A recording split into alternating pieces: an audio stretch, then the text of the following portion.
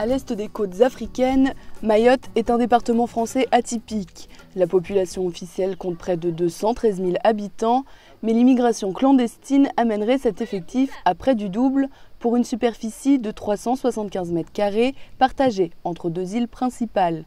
Le 101e département est la plus grande maternité française et 75% de la population est âgée de moins de 25 ans. En pleine mutation, les disparités sont nombreuses sur l'île. Le PMU, arrivé en juillet 2012, vient pallier un manque d'activités de loisirs.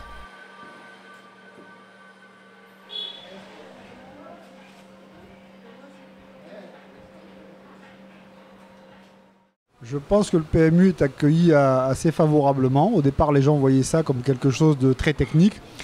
Mais finalement, avec quelques explications, on peut facilement jouer raisonnablement et avoir quelques bonnes chances de gagner quelque chose d'intéressant. Ouais, peut-être aussi parce que les gens s'ennuient et on leur apporte une activité, je sais pas, ouais, l'espoir, l'argent facile.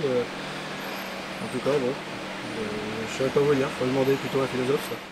Et là, depuis qu'il y a le PMU à Mayotte, bon, je viens de temps en temps jouer un petit peu pour voir si jamais un jour j'aurai la chance de décrocher le jackpot. J'espère avoir le jackpot et essayer d'aller faire le tour du monde avec la famille.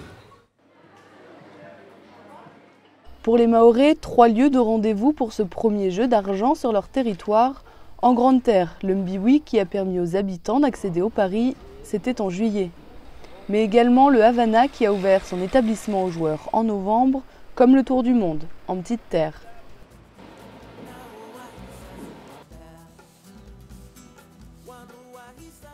Moi je pense que c'est une bonne chose pour ceux qui ont les moyens de le faire. De toute façon, on rentre département français, tout ce qui est en France va s'appliquer ici, donc bienvenue au PMU.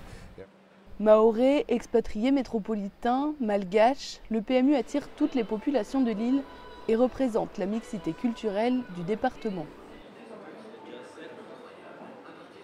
Oui, la clientèle est assez hétéroclite et c'est un rendez-vous aussi où les gens peuvent parler de pronostics, tout ça. Ça donne une ambiance assez conviviale.